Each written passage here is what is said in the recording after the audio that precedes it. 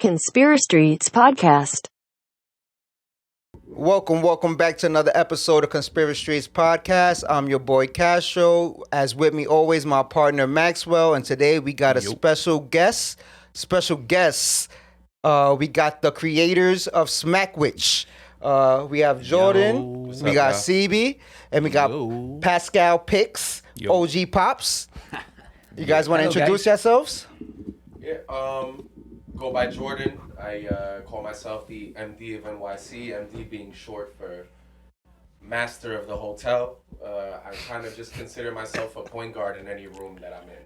You know, I like directing people, introducing myself, you know, kind of getting the flow going. But that's me in a nutshell. Could definitely attest to that. CB? I'm Sibi. I'm Chef Sib. Yeah, you know, like, I don't know, I can't really say as much as Jordan said, but I'm here for a good time. Make some good food. Yeah, he said, come on, you're the master of... I know. I'm just like, you know... He's humble, fellas. He's humble. Yeah, but, yeah, you know, just out here trying to, like, create some amazing meals for people. Just, like, create great vibes with my homies. Like, it's like it's like the best. So, it's been a great adventure, and I'm glad that we're here now. That's what's up. Yeah. Pops? Well, me coming in Bronx to support the young blood of all of you, the new generation. You know, the Pascal picks is like my picks of like really, what's my picks in term of like, what's the best in term of food, in term of like, you know, vibes, in term of, so that's, you know, it's always great to be among the youth, the new generation. And to be here in the Bronx today, and we're going to talk about, like, you know, lifestyle. And the new generation. What are you guys going to do? What do you have, like, in a set for us? You know, that's fantastic. That sounds good. Mm-hmm. I mean, it's funny. He's always been like our like vision board, or like our steel that sharpens us, because he'll be like, you know how when we came up, it was this way. Mm-hmm. Yeah. And that's what we used to be like, all right, well then how do we, like, you know, get over that hurdle or surpass that? Gotcha. Definitely keeps us on our toes, I would say, yes. On point. Yeah, we could have had like a 10 out of 10 night, you know, sold thousands in food, and he'll be like, all right, guys, you know, I saw this was missing. We could have done that better. And it's like, okay, cool. There's always room for improvement. That's the man after my heart, man. I got raised that way. I work my old man too. Yes. So, bro, they'd say, yeah, you did this right, but next time. Or you got it easy because for your generation, you guys use, and I hear it all the time, man, and honestly, it makes me a beast, so I get it. Yeah. Like, it makes you way better at your craft. It's important. You gotta have like the experience of steel sharpening steel. Mm-hmm. Right? So it's just like a whole thing about just like, you know, keeping you honest. It's good to actually do right after, because like you kind of don't get lost. Yeah, you don't get hyped. Overly hyped will kind of put you in a bad place. No, I agree. Yeah. I like it. It's also like, people always tell you to be around like-minded people. Yeah. But I think that's like counter. It's like, I need somebody that doesn't view this how I view this. Exactly. To pull me out of my head and be like, you're not thinking about this. Yeah. You don't ever want to like live in a vacuum. You know? As creators, do you find it now that, are you the types that the pushback does a lot more for you on the beneficial side than one of the parts that seems like antagonistic? Like, sometimes people just hate to hate. So it's kind of like you become deaf to hearing it. But when you can actually soak something in and it does want you to, it motivates you then to aspire to do better. You ever hear something at the end of a night like, yeah, you could have did this, and you're like, next time I am going to do this. Like, this is my game plan. It's multi-layered, because a lot of the times, like, we take commentary for people, and it's, I think, the same as like any sports professional or anything else like that, telling you that, like, I know it looks easy sitting on the bench over there, but on this court it's a little bit different, and it doesn't come off that way. That being said, I think something that we've all like come to grips with as like a culture, as a group, is that we gotta always be okay with getting better. Like, we ain't shit. And like, and I say that humbly. Like, I say that as a good thing. For me, it's like, if we got this much success and I feel like we ain't shit yet, then we're only gonna do better. Yes. Because, you know, aspiration. You never. There's a term that when people reach a certain status, especially like it comes with seniority in like the field that I'm in, when you reach a certain point of contentment, your drive dies. Yeah. So I've always said I was never going to be one of those people who became content in certain aspects, because at that point you become dull steel. Yeah, facts. Like, it's definitely important. Like, honestly, I don't even consider people that are like haters to be haters. Like, honestly, they just have a difference of opinion. Like, they're kind of just like the people that just like, you know what? Instead of saying yes, like everybody's saying, I'm gonna give an honest critique. If you think about it, these people don't think that they're haters, right? Unless that they're really just like hating. But still, there's so many experiences that we've had, right? Like where haters come through and they want to like shit on it, right? Like I had this this one time where we were introducing, I think it was the ham and cheese sandwich, right? And then I put the, you know, I told this table about it. You know, they were like, "Oh, is there anything else?" I was like, "We have a ham and cheese sandwich." I told them the price or whatever. They was like, "Damn, that much for ham and cheese?" I was like, "Listen, it's a really good sandwich." You know, I broke everything down. I was like, "If you don't like it, It's free. it's free. You can have it, whatever you want, right?" And then, you know, made the sandwich, gave it to Shorty. Like, she was mad extra, like, "Oh, I don't know, blah, blah, blah, oh, no." But then, like, if she had it, I came back, I was like, "Yo, how was it?" It was like, "Yo, bro, it's, like, the most amazing fucking sandwich I've had." So it's like, you got to meet these people still with, like, they challenge you, you know? It's like a challenge. It's not really hate, you know? I would say those are the people that, like, That's what I love we want about to it. become I like better, that. we need to run towards them. I like that. Like, you're going to make me better. Come here, let me deal with you. Yeah, exactly. Like, even I when like we- that, dude. That is a great way of looking at it. Yeah, no, I like that. Yeah, like Very there's mad nice. people that try to like say stuff on like our like, you know, like when we do posts and stuff like that, if we have like a food reviewer come through and they're like, "Oh, y'all gentrifying the chopped cheese, I can't believe it." I'm like, bro, like, Yo, it's not even, there's no way it's gentrifying the chopped cheese because I'm from New York, right? You know So what I it's mean? it's cool when Yemen steals it. From Yeah. So when the country of Yemen takes all of the Brishon from Harlem and sends it back to Yemen, that's all right. Yeah. But when us born and raised New Yorkers take it, hire New Yorkers, Exactly. feed you food that do not kill you, Yes. and change your brain chemistry, etc., and throw events to give back to the city, let's Yeah. go. we the gentrifiers. Yo. Yeah, that makes zero sense. Heard you. No, that wanna- that makes total sense. Don't you get it? Come Good, on, I'm glad bro. that you hit those It's like topics gentrifying is specifically. becoming synonymous with making things bad, like better in a Better. bad way. No, because I can Listen. give you a modern same scenario of what gentrification does, and it fails. Yes. And I wanted to bring this up the minute we got into the whole thing because I do want the origin story behind the sandwich, behind the name, behind the development. But there's something I just wanted to outright say. As far as gentrification is going with the chopped cheese, no. There's gentrification. We work on First Avenue. And here's the finest example. East Side, Manhattan. My first chopped cheese, 2010, Uptown, 96th Street, the bodega across from the projects where Mount Sinai is. Yeah. Amazing. Been a part of my thing since. Never have I experienced it in the lower numbers. It's just not something I've come across. As of recent, because of the populace of the sandwich, they start putting it in places where you would never mentally associate a chopped cheese. Yeah, Bro, yeah. there's a chopped cheese across. They sell a chopped cheese across the street from the funeral home on what is it, 14th Street? Or no, 23rd Street. The one that the Yeah. the one Reddings? Reddings across That's from Reddings. 14th, That's yeah. they sell chopped cheese there. I only know because Nana has went and got a chopped cheese with barbecue sauce, which I find so disrespectful to the chopped cheese. But he eats because he doesn't really eat sandwiches, you know, Yeah. like with mayonnaise or anything like that. So it's like barbecue is his condiment. Heard. So, but that's how I know. He went in there to go get a sandwich and he came out with a chopped cheese. I was like, Was it good? I'm not gonna lie. The first time he got it, I found it good. The second time he got it, I didn't find it that good. Well, let me explain to you. Maybe spot it was on- the chef. The spot on the east side by the job, they put that sign up, "We now serve chopped cheese." The inner hood child in me was like, great, this is what I want for my lunch. Yeah. I'd never been more let down. Like, just calling it a chop, it was just the most offensive. The meat had no flavor. They were like, we use two types of cheese. Somehow we're both bland. The pepper to onion ratio didn't even add flavor. Like, dude, it was a dry sandwich. I covered it in hot sauce and bodied it. Was heartbroken. How much was it? $13. $13, right? $13. All right, and that's the huge part of the breakdown for us. You had a D-grade beef patty. That cow has been dead for over a year. He's been transferred through different meat lockers, warehouses. He ended up at the Ox for low cost from Jethro. They took it, they threw it on the same grill that they've cooked 60 different meats on. They chopped it up with onions and peppers that they hide behind the counter for a reason. Goya seasoning packet, adobo. They probably fucked your blood pressure up. I wish. There was no flavor. Damn.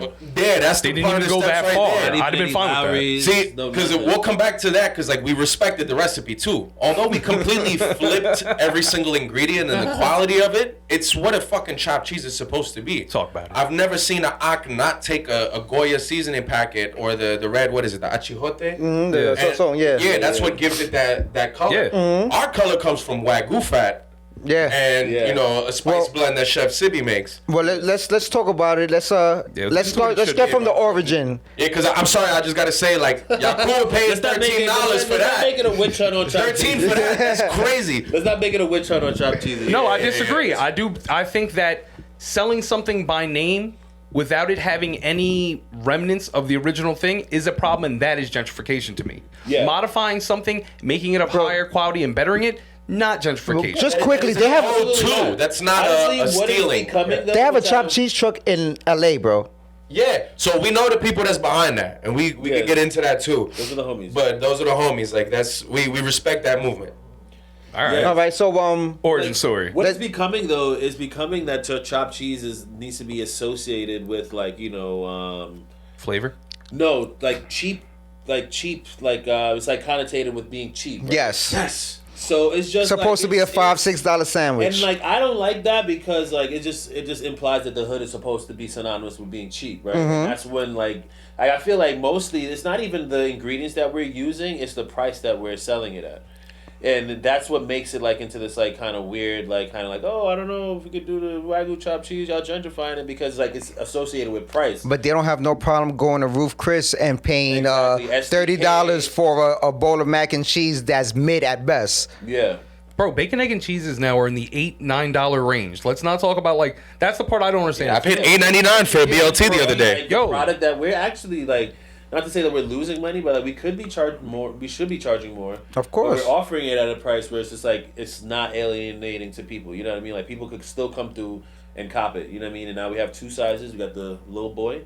We got the big boy. You know what I'm saying? So Because we do want you to feel like a little boy if you ordered a little boy. no shame. Maybe No tea. All right. So how did y'all start and why the chopped cheese? All right, where you gonna? You can pick which one of chime the. in after Instagram? Yeah. Sure. Yeah. Yeah, I mean, literally. So our third partner isn't here, Mitty, right? He's the one. Shout out to Mitty. Shout out to Mitty. Mr. Sax Fifth. His birthday on Monday. You know, he's going a little hard this weekend. That's why he couldn't Respect. make it. You know, he's at home with the IV in the arm right now. But it was the pandemic. Me and Sib specifically are in hospitality, so all of the restaurants were shut down. Nobody was working. We were all out of work. Mitty owned a studio in downtown Brooklyn, so we would meet up just to fucking go smoke and talk shit and whatever. Yeah. But being as that it was the pandemic and the times were what they were, it was like, yo, which eighth are we splitting? You know, how are we splitting this cab back home tonight? Who's sending who? Oh, you got it last week. We're gonna get it this week. So it was like, all right, you know, let's do something. Let's get a little bread going. In between that time, a little bit before, like I've just always been a fan of like playing with food and like, you know, making sandwiches. Matter of fact, I do want to pay the correct ode and respect. What started this whole idea for me was Stoned NYC and Pizza Pusher.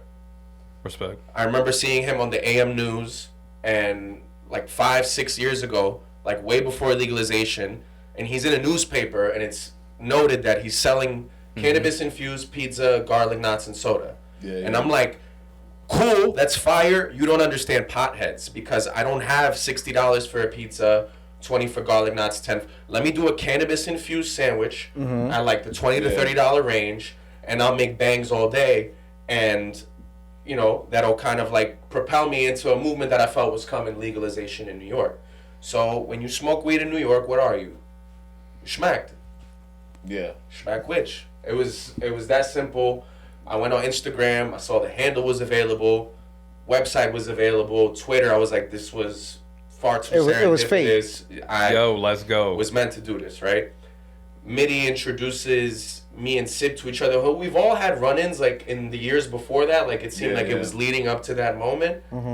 But yes, Sib. I mean, I'll let him get into it. But because he was a chef, had this relationship that existed already. and I'll let him explain like how he kind of like propelled it, you know, from there, and how it came to be birthed in the first place. Yeah, so pretty much just like a little bit before, like I guess the summertime, like during COVID, like the homies from Heritage, Patrick Martins used to like come, you know, like drop off care packages. You know, there was this like shortages and like meat and stuff like that. And you know, Purdue and Tyson and like all these companies were about to like start shutting their doors. So like, you know, Heritage Foods was one of the people that never stopped. Like they were just like, you know, they had like an online, you know, at your home kind of situation going on. So he used to come through and like drop off like packs of like pork and like, you know, ham and all types of stuff, lamb, like all types of stuff, right? One weekend he came through, like it was probably before like Memorial Day, he came through with the Wagyu burgers. I was just like, oh shit, Wagyu burgers. I didn't even like think of it, you know, it was just like, yeah, Wagyu burgers. So it's like we had a barbecue that weekend at the homie's crib. We had some lobster and like the burgers. You know, we ate all that stuff, but we had one more pack of burgers left, and we came home at like 3 o'clock in the morning. No stores open. So during pandemic, no stores open. And we had like some cheese, and we got back to the crib and we was just like, yo, like we should just make a Wagyu chopped cheese, right? So that was just like the first moment. It was like me and Mitty hanging out, like, yo, we should make a Wagyu chopped cheese. It's like, all right, cool, Wagyu chopped cheese, fine. You know what I'm saying? And fast forward now, I go to Portland, you know what I mean? Like we all kind of like start going back to work. Jordan gets back into Balthazar, all that stuff. And then we were just like, yo, like, let's figure this out, right? And then like Jordan had one idea for a sandwich, which was great. But I was like, yo, we need to do the Wagyu chopped cheese. Like we should just do that. Like, you know what I'm saying? Like let's just do the Wagyu chopped cheese. And he was like, all right, cool. Like we took a vote, like how we always do. Like, okay, the Wagyu chopped cheese is having a moment. You know what I'm saying? Then we just like pretty much just like figured out the best way to make it. You know what I mean? So it's just like not just like the run of the mill ingredients. Like, okay, it's good to have Wagyu, but are we gonna then have like cheese from else. Boar's Head? You know what I'm saying? From the deli? Nah, we can't do that. Are we just gonna use like a, you know, like a regular hero? You know what I mean? Is that gonna really help the meat to shine? Like, so nah. So we went through this whole process of just like figuring out and essentially designing the sandwich to be the best tasting sandwich that you could ever have, right? And also without it being like, you know, infused, because we had like a whole thing like, oh, should we do the infusion? Should we do this? It's like, nah, we're going to be able to like reach. Yeah, like, chef you know, walked it back a little bit. It was like, it wasn't legal just yet. You know, I was rolling hot. I was like, no, we got to do cannabis infused. It was like, hold on, let's get out here like on the regular wave and like actually have a business, which is intelligent. That's when you kind of have to like break out of like your I get it. mannerisms and upbringing. And it's but like, understanding the fact that there's an option for a infused version of it, yeah, off menu. Once again, yes. like just knowing that that's out there is gonna take any fan of it now and be like, oh, word, like for an extra word. All right, it's a more, it's definitely a bigger schlap. Yeah, people gonna ask you how you doing. You're gonna be like, I'm Shmack. Where you coming from? But mostly it was like the pop-up that was a good formula, because the pop-up was like for them, when I followed them, I was like making delivery for them sometime in Brooklyn. The first one we did in Brooklyn. Yes, like this is true. You delivered some sandwich over there, but what the formula that they made was like, which was innovative as a hospitality basically gear, was like, you know, the fact that you could do a pop-up and not pay rent. And all the places were closed, so that was the part of their formula. Yeah. Okay. Other than, you know, basically applying a new twist, a French twist, I would say, because that was like, first their formula was like the spice that the Jamaican chef over there, CB, would infuse, and you know, and Jordan being like the maître d', you know, and like doing elevating, and Mitty, of course, Mitty is like, you know, is This is the soul. Biggie reincarnated, you know, from Brooklyn over there. And but the pop-up was an interesting formula, because the pandemic really was like, you know, open up a can of worms, you know, really in New York City, in the restaurant scene. And that's what made them so popular, because the chopped cheese is very popular. Yes. It's cheap. It's supposed to be cheap. It's like the people sandwich, right? It's like the hot dog. Yeah. A hot dog Yeah, cart, fine. you The get it, common it's man like part of sandwich. New York. Yeah, but Yeah, do yeah. you know how much a hot dog costs in New York nowadays? And that's the whole thing. It's like How much does a hot dog cost? $5. $5. Yeah, but $5. that's $5. At the stand? Yeah. Yes, Stand, for a yeah. regular New York City hot dog. Yeah. Hot dog. Yo, now I understand why sleepers took the shopping cart. Took the Yeah. cart and threw it down Yeah, the and they threw it stairs. down the stairs. Yeah. Facts. I'm not having that either. They That had a sounds crazy. premonition, they knew. Yeah, Yeah. exactly. They had But premonitions. in the spirit of like, if anybody's watching this trying to like emulate their own thing, I do want to say like, just as far as like respecting the timeline of how it happened, I feel like our brand identity and success is synonymous with pop-ups and collaboration. Absolutely, that's what we've. Right, absolutely. That's That's what what it's we've really centered about. with our existence is Correct. that if we're not working with New York, you know, because I'm tired of hearing that like only Atlanta does that. I feel like New York does that too. Facts. We just like, you know, we together, like Yeah, it's we- different though. it's a whole different like topic of conversation. But I Yeah. did want to bring back to the fact that we put in a meeting to 2 a week for about 3 months before we ever dropped the first sandwich. Yeah, exactly. We spoke spent about time absolutely crafting everything. We like decided what kind of like culture we wanted to develop and business plans we wanted to like model and mirror, and that's how collaborations came apart. Like it wasn't like a serendipitous thing. It was thoughtful and it was purposeful. Like we it. saw Exactly. Supreme, Facts. and we're like, Supreme's success is not like. Do you know who the designer of Supreme is? No. No. Do you know who's like making clothes for them, and is that the big deal? No, it's their collaborative reach. Yeah, it's the That's collaborative. why Exclusive. And just their brand of how they made their name. And And themselves, they don't give a fuck. and they went. It started out as just a skateboard company. They don't increase par. They don't order more shit. 'cause No. you want it. Like, yo, Nah. it's for the people. It is what it that's is. part of the people. Yeah, you get it if you get it. If you're not, you don't get it. As I said, man, the exclusivity to having your own cult following is a big deal because it allows you to just be yourself. Yeah, So the guys exactly. moving forward. So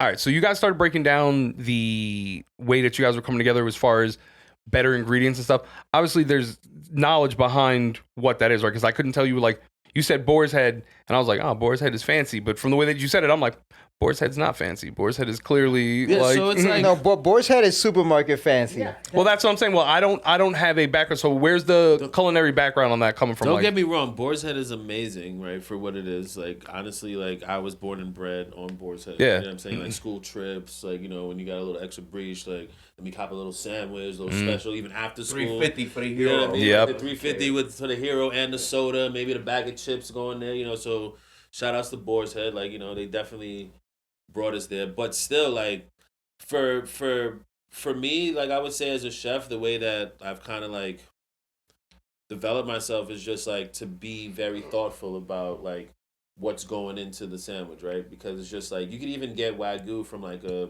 provider that's not, you know, that's not responsible. They're not, like, treating the animals well. They're not, like, feeding them the right diet.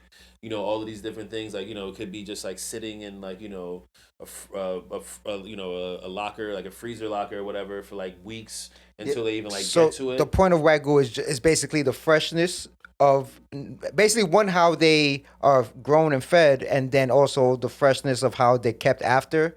It's really about the breed of animal, right? So essentially, Wagyu is the same as it's like Kobe, right? Like, but Kobe is like is a region in Japan, but like all, I guess, like Japanese beef technically is Wagyu, Okay. right? But then like we have a specific Wagyu that was like brought over from Japan into America, so it's just like one of the only breeds that were brought from Japan into America. So technically, that's the only way it could be considered to be Wagyu is if you're from this lineage of like Japanese cows that are Wagyu Okay. cows. You know, and then also the characteristics are just like, you know, the marbling for one, which is like the fat content within the protein, like all of that stuff. And then also The just, kind like, of fat though. yeah, the kind of fats, of course, yeah. But like, you know, it's like that also is determined by their diet, the way that their fats like develop as opposed to like a regular cow, you know, like Heritage acknowledges a cycle that not a lot of people are aware of. right. What that animal has eaten, you will then eat, you will then become. Right. That it's really that simple. So like, there's nothing wrong with boar's heads, meat and cheese outside of the fact that they know it's gonna sit in a deli for a little while. They're putting in preservatives into it. They're Yeah, putting exactly. in chemicals into it. I was gonna ask about that. I was And like we don't have to do that because we have something that we anticipate being available to those who want it. If we sell out, we sell out because we're not gonna cheapen ourselves and your experience by getting something with preservatives in it. Like that's why we get fresh cheese, because we use it now. There's no chemicals in it that alter your brain chemistry. Like that's the whole thing as far as like, see, Sibby's one of the first people I ever spoke to about like issues within the community as far as like understanding what systematic oppression actually is, and it's not just like jails and police. It's down to the molecular level of food. It's what can you get on EBT? You know, let's fucking go. Cheeses, juicy meats, juice, candies, juices, all these things that literally fill your body with poison. But the answer isn't just to tell people that when they have no options. You give them an option. Yeah, exactly. And I think that's what Sibby's like. Let's fucking go, dude. And that's what the aim for for Shmackwich is. You know, like, you know, I know sometimes we say like, you know, put designer in your body. You know, you wear designer clothes, like, you know. So you're gonna want to be able to like eat designer level like food, right? Because like that's like the next frontier. It's just like, if you're gonna like be, you know, making sure you have the best kicks, make sure you have the best drip, everything is like, you know, on point. Yeah, so make sure you could also like feed yourself. You know, how dare you eat a honey bun for dinner with a Miris on? Yeah, and it's like it's a sad reality for sure. But like that's why, yes. You know, that's talk about what we do. Like, cause like, you know, we definitely do give back all the time. You know what I mean? Like we've done Supreme, like, you know, a couple of Supreme like skate park openings like in the hood and stuff like that. We've gone to like LaSalle Academy. We've gone to like a bunch of different schools, you know, working together with like Kicking Knowledge, like, you know, bringing the kids through for like their field day trip. So, you know, yeah, we're charging a certain price, but that's also so that we can be able to give back. It propels so much that you like, don't know about. I'll tell you, the first thing I saw when I went on the IG, just so I had like quick reference things, you could see how the flow is. Also, you guys are definitely touted by a lot of like people who I didn't even know were foodies. I had seen them once I seen them on your video, I was like, oh, that's what that guy does? Okay, this makes sense now. The biggest thing that kind of caught me as I was going through the reels were the school trips thing. Because like, and then also the explanation that came with it, because you could tell it was written very heartfelt. Like, yo, we just want to show people that like, yo, you could do this too. You start at a young age.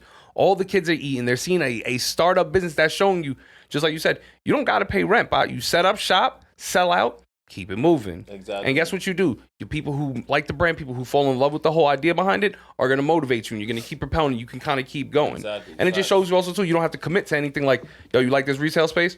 We could be gone the next week. You know what you're paying for when you pay rent? Complacency.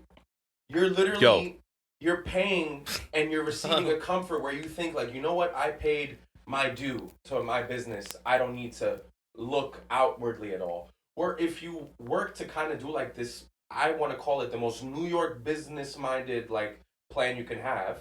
You look for a way to do something else. You constantly looking how to flip it, remix it. Who am I going to collab with? Who am I going to work with? Oh, you throwing a party next weekend? Somebody doing your food and drinks? Like, yo, the hustle. Half of our events has been Mitty telling people that like have these budgets for parties. He literally asks after the fact, like, yo, who's doing your bar? Oh, we didn't have a bar. You should let us do your bar. Yeah, like, that's what I'm talking about. Let's go. Our deck. This is what we do. Yeah. Let's fucking Mitty, go. Mitty is good at that. Mitty is a good marketer. He's a good talker. He can talk you out of your pants, bro. He's a good. He's like the epitome Brooklyn dude. Yeah, don't give him and you're gonna buy that mixtape on definitely. He got the gift of gab. Definitely has the gift of gab. Bro, he's the first one that told me like he's like drunk conversations with Mitty are the best because he really gets into his like, all right, Shaolin, I'm the teacher right now. Let's go. Right? It's like, Jordan, when people ask you, yo, if you need anything, let me know. Press that button right away. Like, yeah, I need something. Yeah, no, closed mouths don't get fed, bro. Find out right away, like if their money is where their mouth is. Yep. Right away. Yeah, no, you're right. That's a good way of putting it. That's definitely a good way of putting it.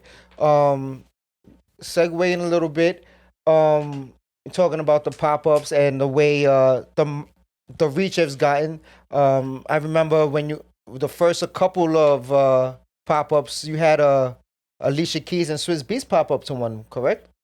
Yeah, so that connection definitely comes through Sibby. I think I'll let her get into it, but it was like our first, I want to say that was our coming out, where like we all looked at each other in that room and we were like, you know, this is going to be something, you know, while like Shmackwich in of itself, like that's Vashti was the DJ, Alicia Keys and Swiss Beats had, I think we're special guests or partners or honoring Alvaro Barrington, who has been like a huge behind the scenes, I want to say, benefactor, like, to the whole movement, to its existence. Like, I mean, he's always believed in SIB specifically, and then us through introduction, and he in of himself embodies what we kind of are, in that he's an artist, but he's super conscientious and he gives back. That's dope. Yeah, I'm gonna let Sid definitely explain it more. Oh yeah, well, it was just like one of our like first major like catering events that we did. It was homie Alvaro. He was like pretty much just like having a homecoming. Like, he's from Flatbush. He had been out in London and throughout Europe for a while, like building his name and stuff like that. And he came back to New York, and we just did it. We did an event for him. It was at the Nicola Vassi The gallery. Name? Oh yeah. That was the gallery opening. She was like one of the first like female black like gallery owners in the Chelsea area. So Okay, it's like fire. really major, for that whole thing. And like I think she worked with like Swiss Beats and Alicia Keys. I think that they went to the show and then they came to the after party after. Okay. Yeah. So it's like I think like because his brother was there and stuff like that. So it's like kind of just like that whole kind of like Harlem World, New York. Yeah. Oh yeah, definitely. Once I saw that, because I've known Jordan. Jordan is my little brother's one of his best friends, and so I know him for years. And once I seen that, like I've always paid attention to what you guys were doing, through Jordan and stuff. And when I saw that, I hit him up. I was like, yo, y'all doing it? Like this is. For you to have that was major though. Like, it's a awesome. Celebrity of that caliber. Whether they were there specifically for your meal, they were at an event where you guys were catering, and that's just a big look. And I feel like that should be. It's about being in the right room, and that room was looking nicer. But I'm saying, did they eat anything? Yeah. I mean, I think they did. We did get them some food. I mean, the thing with that is that we did all the drinks, the bar, the service. Yeah. So regardless, they were served by Shmackwich. Yeah, they were taken care of. That's what I'm saying. I just want to make sure they were taken care of. Yeah. That's what was important for us too, as far as being known. It's like, we're not. No shade, no tea, and like to anybody that owns a food truck, but I feel like that would have been what killed us and our ambition as well. Is like, all right, here's a food truck. We sell sandwiches out of a truck. Single faceted. I get it. We've become hospitable. We create whole vibes. Since then, we've been booked. We've been booked for events where we didn't do no food, no drink. We set the vibes. We got the DJs. We set the room. Like, we curated. We're creating a brand. That's fine. Shmackwich is a brand. We are not a sandwich. It is not a sandwich company. We are a brand, and we like using food as our vehicle because everybody needs to eat. Of course, everybody needs to eat. You're right. Yeah. And that's what it is, though, really. It's just like, it's more than just like food. It's more than just like, it's more than just like making money. Like, we're here, like, we're creating like a whole vibe, because that was the whole point of us even when we decided to like go forward, like at the point where we decided to start like having like a culinary concept was at the moment where you should not be having a culinary concept. That was before restaurants were considered to be like what was it, what were they calling it? I was just thinking of the word too, essential workers. Essential workers. Businesses, it was just like pretty much just like, I was like, for the first time ever, like as a chef, like I was home for like 2 months straight. Like I didn't have anything to do. Like I was like, what am I gonna do with myself? Like, after a while I was just like, shit, I need to start cooking food again. You know what I'm saying? So it's just like, it was like all of those moments, and like there were times like when we were all on the phone together, we were like, yo bro, like what are we gonna do? Like they got us right now, bro. And we were just like, nah, like we gotta like keep it moving. Like this is the time now to keep it moving. Like you can't just like stop and be like, damn, like they say that we can't do it. So it was a realization that everybody's at home chilling. So yeah, exactly. It's the perfect time. It's the perfect time to get out there. To be up doing shit, because there's nobody outside. There's literally times when we were outside and there was nobody outside. Like you remember those times? Like, it was ghost town. Outside. Looked like I Am Legend. Still, you know what I'm saying? Like still outside. It's a good so times. It's just like that's the whole driving factor of it. It's just like whatever we need to do to pivot. You know what I mean? Like we could do it. Like we're not like pigeonholing ourselves to like one thing. Like we're doing a Wagyu chopped cheese, but that's just like a part of like what we're doing. Yeah, that's just this. You know what I mean? That's how you like, kick in the door. Exactly. Like it's not even a kicking in. Like, but I get what you mean. Like it's just like very subtle. Like, oh yeah, you're hungry. You need to And people can be like, yeah, hell yeah, I'm gonna eat it. Oh, wagyu, chopped cheese. like- oh and- yeah, fuck yeah. And that's you know what I'm and saying? That's the important thing. That's why you got to come down. That's why you got to get to know us. That's why we invite the haters over. Exactly. It's like you think it's about us hitting you over the head with a wagyu chopped cheese. No, we're feeding your soul. Exactly. We're educating to you as to how important your dollar is and the choices that you have. And we're literally taking the people around you that you know and love, the creatives, the artists, and we're not stealing from them, running with it. We're collaborating with them and helping them grow their brand as well. Not to mention paying it exactly. forward, man. Yes, Like I said, you guys are paying it forward in all different aspects. And that's like, I tell you, that to me was like the biggest thing because one, it's a hustle. Bro, y'all are out here. Like you're doing 6-7 different things. You're hustling. And you're also taking that time and taking that profit to push it forward to let it know it's like, yo, it's not about us. It's about everyone. Yeah, exactly. And that I fuck with. That's a movement in itself. I fuck with that. Because there's another thing to go ahead and tell people about it, but it's another thing, just like you said before, to introduce it and be like, yo, let me just show you. So that's cool, man. Now, I don't know if you guys would like to elaborate. We have discussed on the elevation of your chopped cheese. I don't know if it's a secret recipe, but if you guys maybe want to kind of elaborate on what's in your chopped cheese, maybe. How fun was the trial and error? Yeah, how fun was that? And that too. Yeah, it was like getting through it and actually perfecting it. There's been like 20 different versions of the show. It still changes how all the time. fun To is be that? honest, like I'm not gonna lie to you. The reason why like I really like fuck with this concept because there's so many other things that I want to do. I'm just like, nah, like let's fuck it. Like just keep the fucking chopped cheese. Like it doesn't matter. You know what I'm saying? It's just like it always changes. It's just like even like everything is just like always something different, but people are still like, yo, bro, this sandwich is amazing. No, so that's the consistency is the fact that it's just like. I remember CB when I came crowd, to see you in Brooklyn at the first place, and you showed me for the first time. Yes. You showed me the first time your secret sauce aioli that you did. Oh You yeah. were very proud of it. You said, well. Yeah, this so is okay, so that element of it, of course, like all the ingredients, like everything is made from scratch. Like we're not using like seasoning, Heinz, salt, and all types of just like we're not using like Hellman's mayo. Like we're making the mayo from scratch. We're not like using ketchup. We do roasted tomato aioli. It's just like pretty much just like thinking of it in a way where it's just like how could you flex on every single ingredient of the chop of this sandwich. You know what I'm saying? Every ingredient is a flex, right? So it's just like, boom, like the bread, like we always get the bread locally. So like it's literally made every morning whenever we get it. Like we're not getting bread that's like been sitting in a factory. It's not coming out of a bag. Yeah, like it's not the plastic coming out of bag a with the bag. 6-pack. Yeah, like right now where we're at Olly, there's a bakery in there, which is like amazing. And we literally get like, our baguettes. No, not our baguettes. Actually, we use ciabatta now, which is really amazing.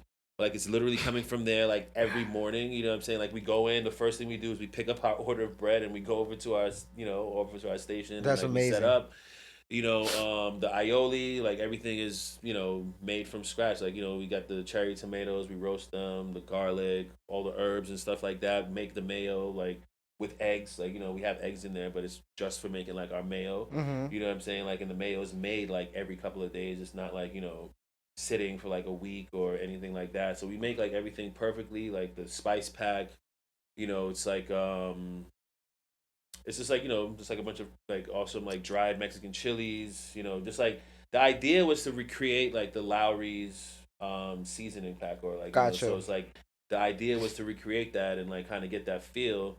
And then like I worked in Mexican cuisine for a while, so I learned a lot about like different chilies and stuff like that. Yeah, and just like who would have known? The green. That's the thing. You have green peppers. They don't taste like nothing. I can Water. I was telling him earlier, I can testify to that. You have poblano peppers, and like this is what Sid put me onto. It's like they're smoky, there's crunch to them. Like it changes everything. Nah, I'm gonna tell you, shit, your sandwich is so good. I'm a guy that I don't eat onions and peppers in my chop, right? You know when we were there, I ate about 3 or 4 of them, and I didn't notice until like the third one that it had onions and peppers in it. I was like, yo, this got onions and peppers in it.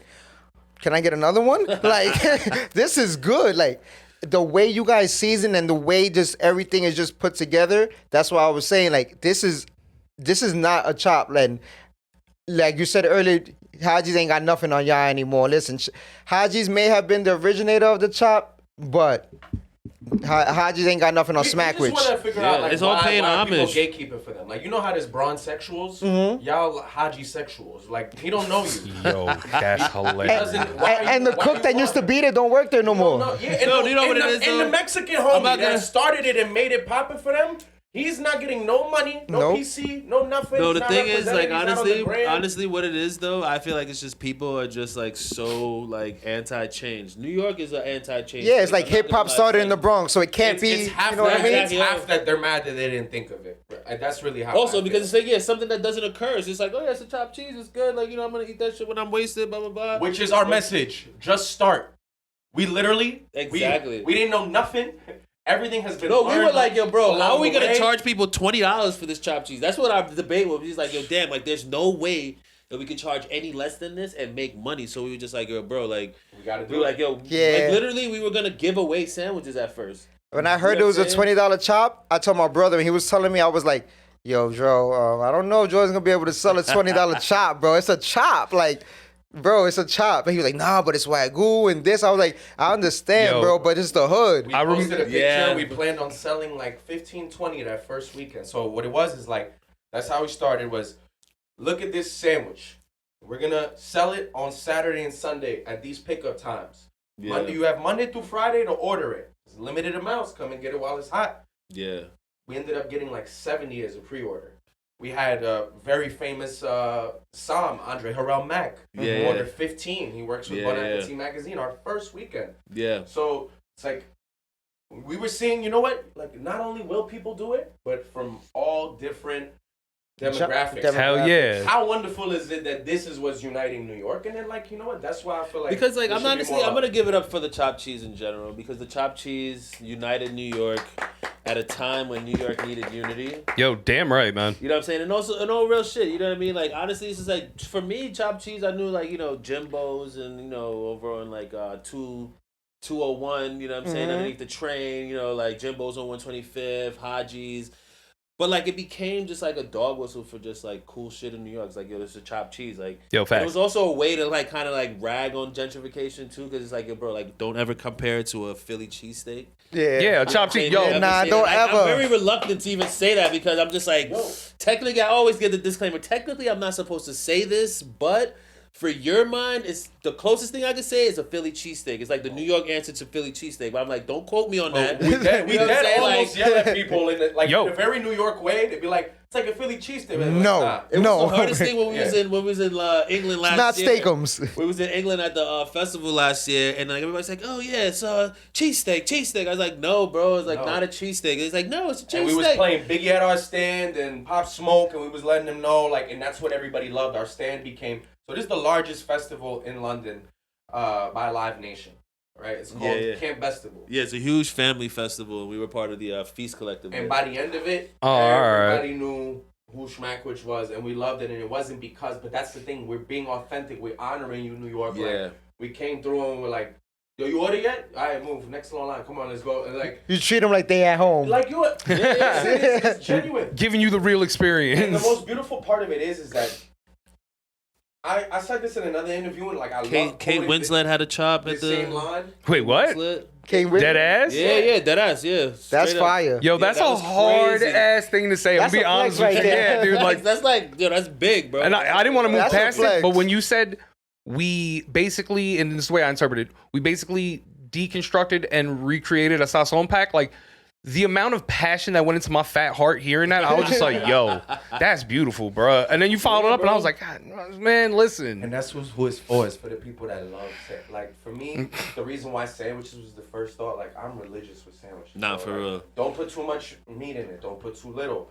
Tomatoes gotta be thin. Why you Yeah, not you shredding gotta the slice lettuce? the. Yo. Why you not Like- shredding the meat? Like, Like, pause. Nah. You feel Yeah, me? girl, no racist. Nah, but all that to say, I didn't want to get, like, I didn't want to lose it because I've had it on my mind. But like, one of the coolest things was researching the chop and like finding out about New York culture even more. Yeah, 'Cause yeah. That's the thing. That's with not New an York, easy like, one you either. Think you know it all. Yeah. No. So we have some like Wu-Tang affiliates. Shout out Gustavo and Street Life Wu. And we were doing like sandwich research, and they're like, "Yo, bro, That's so dope. hear this. This gonna get a lot of people mad. In Queens, in the '80s, we was ordering chopped cheese, And how they broke it down to me, and I'm like, this is the most New York thing I've ever heard. It's like, Philly cheesesteak, $5.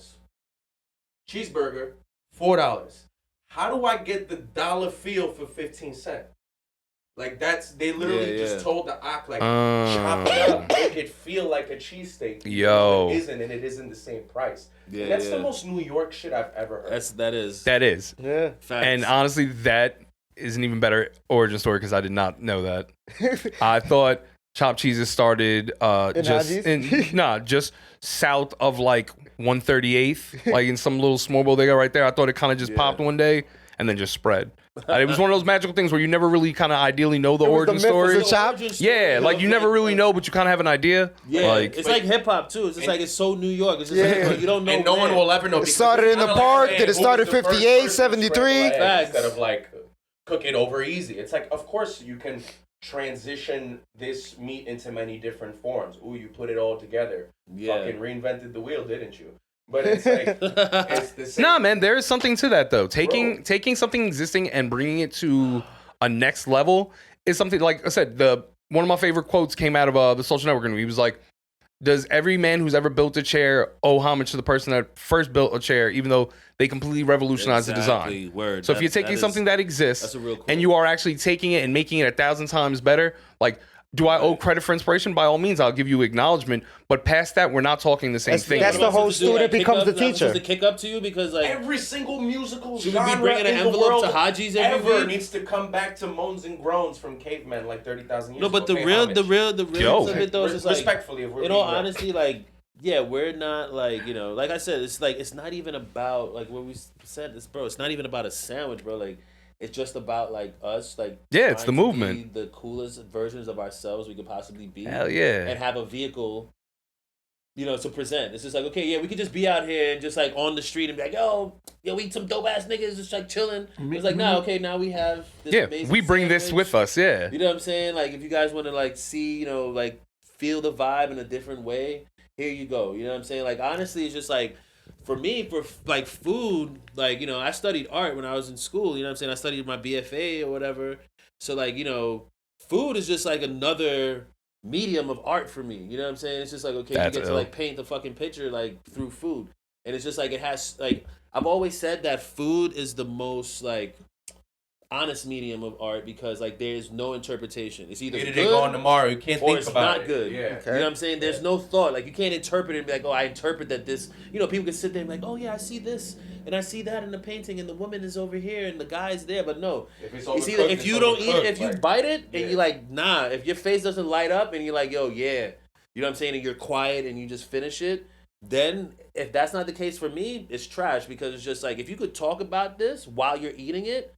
It's trash because it's just like, bro. Yeah, we ask most people how it is once they're done because we leave people to eat. You know what I'm saying? Like honestly, the best thing that I feel like what really helped us to sell our first chops is that video that we posted with Mitty trying it because like it was the first time he tried it, right? We had so many different renditions, but Mitty was there for like kind of like the last one.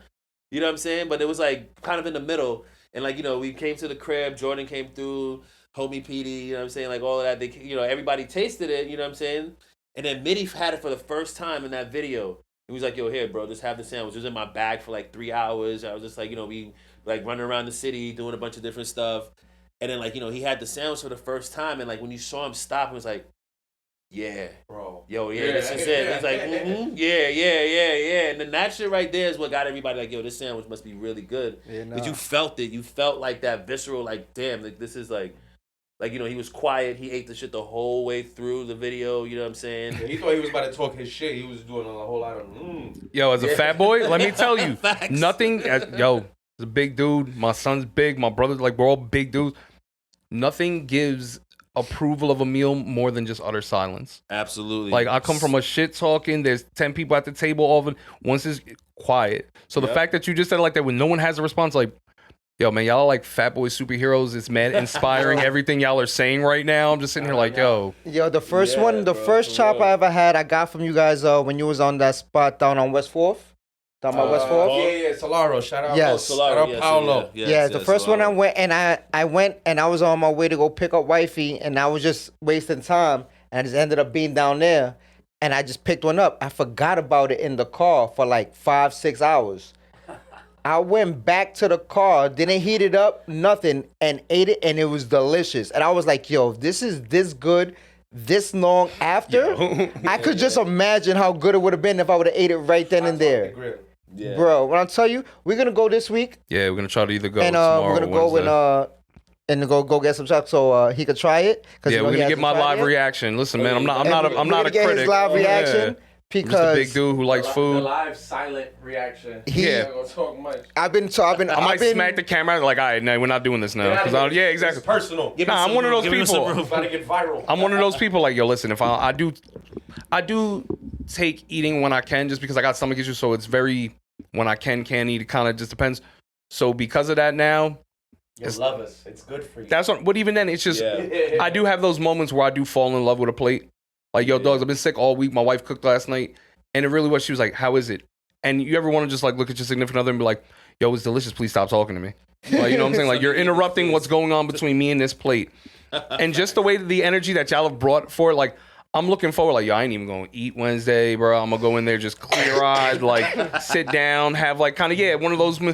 Take my napkin, gently put it around my collar, like, you know what I'm saying? I really want to feel this out. We'll get you a little. Just give me a moment. Yeah, like I said, because if it is one of those things where I start to get like watery-eyed passion, like, yo, this is delicious. Like, I don't need that to be on camera. You know what I'm saying? That's what I'm chasing. It's not money, honestly. It's I remember like crying watching a Chef's Table episode by a chef named Alain Passard. He's the 3 Michelin star chef of Arpège in Paris. And I was like, I want people to feel facts what he's making. Like, I'm that not even at the restaurant. Like, it's just on screen. And the time and effort he put into feeding somebody's soul and how he composed it. Even, like, he owns he's a rich man. He could do whatever he wants. He could be in Monte Carlo with Ferraris, just, like, living la vida loca. He owns a farm 15 minutes outside of Paris. So he can grow all the food himself and watch over it and make sure that it's cultivated. That's the dream right there, bro. Perfectly from start to finish to when you eat it. Yeah, He's the guy that in the center of like butter and meat focused menus, he was like, I'm gonna take all meat off the menu. And he kept his 3 Michelin stars with only veggies and fruits as the star. And when I saw what he put up, and I'm like, that's the highest level of existence. Like, he's resonating at, like, you know, 1,000 frequencies. Yeah, he's in tune with his world. That's it. That's the whole thing too. Though he did what he wanted to do, bro, and that's just like honestly, for me, that's the driving factor. It's just like, yo, bro, just like I've said this a lot to people. I was like, yo, after the last few years, like, there's literally nothing anybody could tell you, bro. Like, if you want to do something, do it. You know what I mean? Like, if you want to just, like, put something out and just, like, you know, for whatever purpose you want, just do it. Like, there's no reason to justify it. There's no reason to do anything besides the fact that you want to and that, you know, it's something that you really fuck with wholeheartedly. And I think that that's what it is about, like, what we're presenting. Like, I keep on saying, like, bro, this is not a sandwich. It's not about selling a sandwich. You know what I mean? Like, it's not about, like, it's not about any of that besides the fact that this is just like, you know, what we wanted to do. I've been wanting to do this for a long time. Like, you know, make bread with my homies, you know what I'm saying? Like, cook food, have a party, chill, you know what I'm saying? Meet new people. And that's exactly what we get to do right now, you know? And then, yeah, we are getting paid for it. You know what I'm saying? Like, we're making amazing contacts with people, like, you know, where, like, bro, where Chopped Cheese has taken us in the last, like, 2 years, bro, that's crazy, bro. That's why it's like, yeah, it's about a sandwich, bro. It's not about. It's a sandwich, not, bro. yeah, it's about man. The fact that we just buckle down and say, you know what, we're gonna do it. Like, no matter what, you know what I'm saying? Okay, yeah, we made $50 off this one event. All right, yeah, whatever, bro. Like, it's all good. You know, we made. You don't stop. You know, it's like, the experience, man. Yeah, dude. We just do every day. It's funny, like, we realized as we received success that the message of rich people that seems so cryptic and fucking like profound is not. It's very simple. They don't have an answer to give you as to how you can make it. There is no play-by-play. There is no book to give you. There is no secret. You have to decide, I will not be defeated, and you have to try. Exactly. You're not going to defeat yourself. That's it. You know what I'm saying? Just do it. So let me ask y'all a question. Yo, y'all are motivating as fuck, man. I'm sorry. Like, I'm like leaving out of this, like, God, man, No, yeah, I feel great. For me, I wasn't gonna do it, but now I gotta do it. Like, I really feel like we're embodying like the famous interview with Bob Marley, where like they asked him how rich he is, and he's like, "What do you mean riches?" Yeah. I don't have those types of riches. Like, I've never been someone to measure the quantity of wealth as far and like happiness and like I don't know. I'm just not a money person. I'm not a flashy clothes person. I'm more of the experience, more of like the energy towards things. So as I'm hearing all this, dude, and seeing the success and watching, I'm like, yo, man, this is fucking great. Like, let's go, the same dude. amount of money working for myself with Shmackwich that I do with my salary job, that for me will be I'm rich already because I work for myself. Exactly. I own my time. I am rich. You love what you do. That's it. Let me That's ask you dope, this bro. question: where do you guys see Shmackwich in 5 years? I mean, we're trying to grow it to the point thoughtfully where it can become something we can pass off to people. You know, you use this as your vehicle, as your franchise, hopefully, or whatever may have you, to propel it. You know, here are some cultural guidelines to follow and like how you can respect what we're trying to bring to the world. But yeah, you collab with your friend. Yep. You know, we don't need to okay that. You do that in your city. Like, honestly, I hope it inspires more than anything. But if we're able, like, you know, for people to do their own thing, but if we're able to franchise and become this vehicle that, you know, just expands into franchises, or I'd even want to say that's where I see us in 1 to 2 years. In 5 years from now, I see us fully, you know, executing all the ideas we have in our mind. Like for Let's us, go. Sibby kind of spoke about it before. I think we're going to be one of the first people to like properly mix art, food, music, sex, like everything into food and like have that as the vehicle. Like one of like some of the projects that like we're going to work on in the future is that, you know, let's say you're an artist and you have an album, right? 10-track album. You want to do a listening. We're going to do 10 courses to pair to each song. The food will relate to the lyrics, to the timbre of the song, to the tempo, how quickly it's being served, when is it being dropped. At the height of it, at your best verse, it's going to pair with a cocktail that's going to speak to that as well. We're going to have, you know, waitresses or maitre d's that are dressed in a way that complements your project and what's going on. We are going to be the people that are thoughtful in, you know, bringing to life this culture that we know and love and not excluding food and not just treating it as a deli that you go in. It's not a commissary. It's love, man. It's like, it's how you take care of yourself and your other people. And I think we're going to be able to do it on a scale that like we get recognized for our artistry in food. That's really well put. I like that. Enhancing. Upping it the 5 senses. Yes, exactly. Six. Upping it. The 6th sense. First page of the business book will be up it. Up it.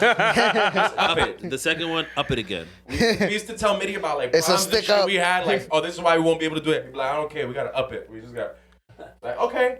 He's like, sir, how will you pay for this invoice? We're gonna up it. Yo. That's it. And getting it done. Definitely, like, getting it done. Yep. I definitely see us like really just like at the forefront of us like creating. How can I say this the right way?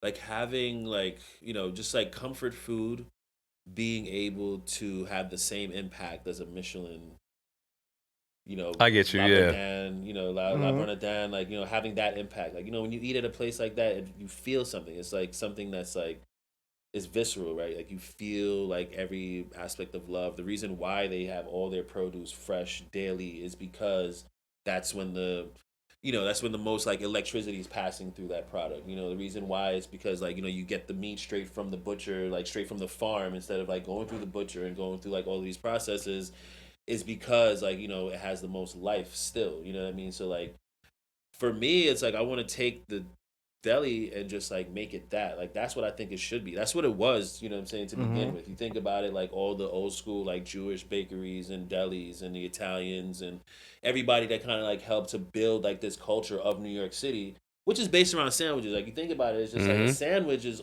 embedded into our DNA, bro. Like, you know what I'm saying? Like if you grow up if you're from New York and you could trace it back generations, like you literally have like sandwich running through your blood. You know what I'm saying? Right. Literally, there's That's something facts. about it. Like Yes. you cannot deny it. I've tried to deny sandwiches for a while. You know what I'm saying? 'Cause it's like, damn, the bread and da-da-da and this, that, and the third. But then like once Shmackwich came around, I was like, no, I can't deny the sandwich anymore. Like I don't care about the carb intake. You know what I'm saying? I'm just gonna make sure I get the best bread that I could possibly get if I want to eat bread every single day because I can't not do this. You know what I'm saying? Like I would rather have a bacon, egg, and cheese than like, you know, a meal at fucking Balthazar, you know what I'm saying? Or a meal like, you know what I'm saying?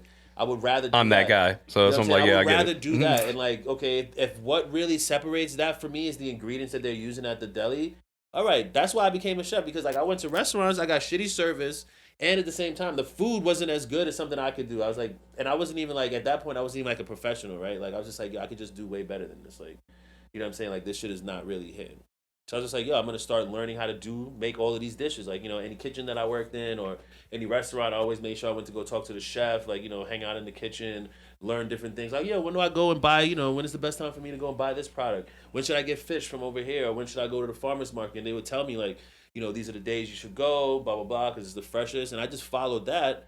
And then I just, like, started recreating, like, some of my favorite stuff. And then, like, you know, I was just like, boom, like, that's, like, for me, it's just, like, I feel like we could be essentially, like, the Shake Shack of like deli sandwiches, you know what I'm saying? All right, so well spoken. You The know what I mean? spiritual aspect. Chef CB just said that, you know, his new religion is give us our daily Bread. Shmackwich. Our daily Yo, smack. give us our this day, daily Shmackwich. We found the title of the episode. Yo, We've now found the title of that's the real episode. though. Like that's real. But so listen, man. I listen to a lot of people talk about they selling their stuff all the time. It's very rare that the passion you hear when someone speaks about their product is genuine to the point that y'all both get excited still talking about it. Yeah. So like I'm getting that live energy right now. That's why I'm sitting here like, yo, y'all love this, man. Bro, and that's awesome, so dude. fun, like, bro. yo, that's so great. I was an international business major. I wanted to go to law school and be a lawyer. I was, you know, options trading desk at 19 years old out of high school. I speak 4 languages. I was like, I'm never going to do this, right? Work in hospitality. This is the most like authentic medium that exists in the world. Like I call Facts. restaurants the last true church. Like you come there, Yo, if you're depressed and you're That's at the facts. bar, you're coming to be saved. Bartenders save more people than suicide specialists, EMS, firefighters put together. For real, having a good meal. Servers and, will like, a change good your drink. life. I've shared cries with tables, literally, just Yeah. because of like, you know, how we connected. And I say this to say like, the best school in the world, and they will pay you to attend, is a restaurant. You will learn about relationship building. You'll learn Facts. about what your work ethic will get you. There's like so many things you can, I mean, like you're surrounded by vices. Like you have to control whether you want to drink or not. If you're going to, you know, take the bump of Coke offered from the coworker. It's literally a gladiator school for life. Facts. If you are out there and you are looking for some type of guidance, you haven't taken a step, you don't know what to do, go take a part-time job at a restaurant. You'll learn a lot about yourself. The culture does come like heavily from like military culture. So like most earlier chefs, like they were like military people. Mhm. You know what I mean? So it's just like that's why the kitchen is run the way that the kitchen is run, like mise en place, and like everything is boom, boom, boom. You have your knife roll, you have your uniform. You know what I'm saying? Like you don't come on the line without your whites. You know what I mean? Like all of these things are very structural. You know what I'm saying? It's there to kind of like, you know, even when you have like, you know, the divide between the front and back of house. Like, It you shows know, respect for yeah, what you're exactly. doing. You know, it shows respect for what you're doing. Like it helps you to like, you know, train your mind. Like honestly, bro, like I keep so many things in my brain, like just from the fact that I work in the kitchen. It's just like it's like things that you can't calculate. Like the average person can't calculate certain shit that I'm calculating. I could look at like, oh, this like square of butter, and it's like, oh yeah, it weighs 27 grams. Yeah, my You know what memory I'm is saying? expounded Yeah, because facts. I don't use, sheets to write it down because Yeah. I worked in a restaurant As where I many had times to. as like I've gone to sleep You know? and actually not going to sleep because I'm just like, okay, damn, how many pounds of fucking pork butts do I have in the fridge right now? Okay, damn, like, you know, we sold X amount, but I mean, I gotta process this, and I'm just like literally up until 4:00 in the morning, just like stewing over like all the different things, like breaking down my walking. You know, like it's just like it trains your brain and it just like trains you to be like, you know, it could become obsessive, but it makes you the best version of yourself. You know what I'm saying? I believe the best skill you can ever have in life is perspective, and restaurants are Let's like fucking they go. train that the most. Yeah, and Your it's all in perspective, service yeah. too, because like that's another thing. Like You gotta take yourself out the ego. Somebody could be rude to you. Like it's not personal. Like Yeah. your job is called server. You're here to, exactly, sometimes you being nice to a mean person is what teaches them that lesson. Like you have actually killed them with kindness. And it also keps you from being an asshole too. You know what I'm saying? Like it Correct, really helps yeah. to keep you honest. I actually heard a bunch of stories of people talking, like they were in kind of like a mood, basically just reflecting on what happens when you have a server who kind of checks you, and they do it by being completely like lovely about the situation. Yeah. You know, something goes wrong, the person's got something up their ass, blah blah blah blah blah. They give you a rough time, and the server is like gives you nothing but like the complimentary service. Yeah. So at the end of it, you kind of just got to be like, oh, fuck, all right, yeah, I'm gonna, yeah, exactly, yeah, damn. You know what I'm saying? And also, yo, bringing that. Yeah, there's been times where I've definitely been hungry enough, or just in a situation where I'm like, yo, I just need to eat, and I look at the person bringing over my food. Especially like you have big family events and everything where everyone's waiting on a plate, so you don't know when yours is coming. Yeah, yeah. And I've looked at them with somewhat of a romance in the eye, like, thank you. You know what I'm saying? You're the person. Yeah, you're the person making the difference right now. That's true. That's it. Because like honestly, like that's another thing too. Is just like so there's like this study that's done right, where it was just like they showed like in a prison where you have like a whole food diet as compared to a prison where they have like a canned, like you get your food out of the can, and like everything just comes out of processed, crazy. And you have a prison where it's just like they get stuff from the farm, and like they get this, like the chickens come in fresh, like they're not like same frozen. Prison, 2 different blocks. You know what I'm saying? Like it's like they did a study and they show that in a prison where you have like a more whole food diet where like people are like actually cooking and like seasoning, and like the the inmates working in the kitchen are working together. You know what I'm saying? Like in the community, like there's less incidences of violent crimes at those prisons. Much less. It's just like something like crazy, like 60% less violent crimes at those prisons. That's wild. And like a higher rate of like people actually like rehabilitating just from a whole food diet. So you think about that the effect that food has on you is down to your mood. Like you know what I mean? Like you think about it. Like I always think like if the hood had better food choices, we would be able to make better choices. In life. It's synonymous with American culture. Yep. All right. Thank you guys for addressing the systematic issue. Yes. I'm one of these people where I'm like big on that. The fact that you were both in the field with the experience and are making the attempt to now really display like, listen, eating better can lead to a better result mentally, physically, spiritually. You can get into more of a connection because the amount of processed food, the amount of like, it was always a joke growing up as an EBT kid. Like, you ever heard, oh yeah, the government cheese thing? Like, I've heard it all. Obviously, if you're from New York, you know what the EBT gets you and what it doesn't get you. Imagine being, and also like the food pyramid, I believe, has changed. And like, don't quote me on that because I'm not there, but I do believe like what they don't promote dairy anymore. Now, all of a sudden, there's no government campaigns. Like all of the whole like got milk movement, cheese and everything, milk at lunch was literally government sponsored because of cheese farmers that lobbied the government. Right. It's all about, they were like, listen, we want more money for what we're doing. They saw the system. They used the system to their advantage. They got the people in office that benefit them, and they made it happen. And that's why it's the same thing as diamonds in the De Beer family. They're not worth anything, people. Diamonds are worthless. The only thing that makes them worthwhile is that one family owns all of them. So they release a certain amount, and that's how the price is propagated. It's not about the word conspiracy, which was invented by the CIA to, I've never been so happy. I can't like stress the amount of like overload I'm getting right now. Max wants to cry right now. Yo, between the food talk and now this, fam, I'm like sitting here overwhelmed. Go right ahead. I'm sitting here, my heart is in my sleeve. Oh, sir. It's not about the fact that they invented that word literally purposefully to take away from your free thought and make you sound crazy. It's about the fact that you hear this, Castro? Just this past month, a coalition of European doctors got together and put the United States on blast and said that you guys have over 30 to 50 chemicals in over 80% of your food that are straight up illegal here. Yes. Yeah. In almost 90% of your bread products, you have these crystalline type products that you use to puff up like how much you're actually getting that are directly, not 2-3 steps removed, directly related to tumor growths and cancer. The Mondo Burger. Our literal whole medical system is for profit. It's like where there is smoke, there is fire, people. The food makes us sick. If we are sick, we go to the hospitals. If we go to the hospitals, we get on medication. We get on medication, we get the medication, we get sick again, and everybody makes money in that wheelhouse that goes back to the top. It's like just follow the flow, the evidence. And that's what I don't like about conspiracy thinking is that it's not an unsurmountable system that you can't, beat. It's just something you have to remove yourself from. Just don't eat what they tell you to eat. No, I was watching this, in Wu-Tang, they were spitting game. Fucking, the black community got Kool-Aid, all these things put in as snacks because of the Soul Train word board.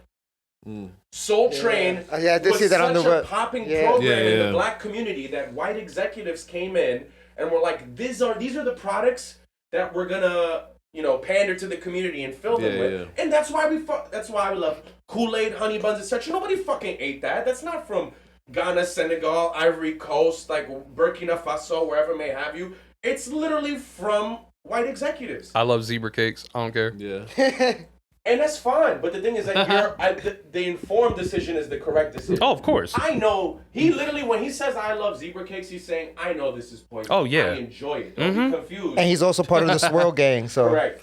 Oh, shit. But zebra cakes are good. The Swirl Gang guy, Honey so buns are zebra good. cakes is good for him. I do love why I zebra was cakes. like, Honestly, with everything said, Easy. I love all of these things, but that's why it's good. That's why the idea is to make it with the right ingredients. Like, there's nothing wrong Correct. with it. The last part Besides- of it in the 5-year besides plan the is fact- food education. And that's for just the whole everybody. thing. Like, okay, yeah, they duped us, they got us, great. But now we're here, and what should we do? We should just We're make here it now. awesome. You know what I'm Me, saying? Like, make it Sydney, awesome. or If that's maybe what you want, die, we didn't do it make it ourselves. awesome. No. No Kanye. No, I'm just kidding.